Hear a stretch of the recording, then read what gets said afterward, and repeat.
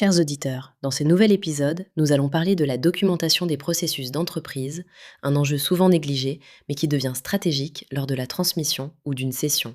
Trop de PME fonctionnent sur la base de savoirs tacites ou de routines individuelles. Lorsqu'il s'agit de transmettre l'entreprise, cette absence de documentation devient un frein. Pour un repreneur, ce manque peut se traduire par un risque accru de rupture, une période de transition difficile, voire une baisse de valorisation. Pourquoi documenter?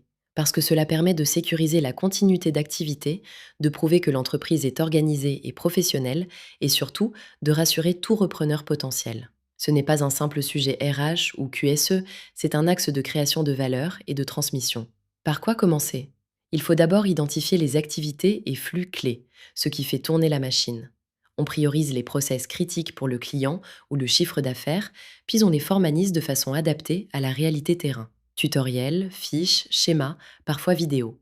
Le but n'est pas d'imposer la bureaucratie, mais d'outiller, de transmettre et de rendre accessibles les expertises. Des outils collaboratifs existent à tous les niveaux de maturité, de Notion à Google Drive ou Loom. Mais la clé demeure l'engagement de l'équipe en évitant le travers classique du document pour le document. Les bénéfices: onboarding rapide, sécurisation du business, indépendance vis-à-vis des individus, valeur accrue lors de la session. Attention toutefois à ne pas tomber dans l'excès inverse. Trop de formalisation peut nuire à l'agilité.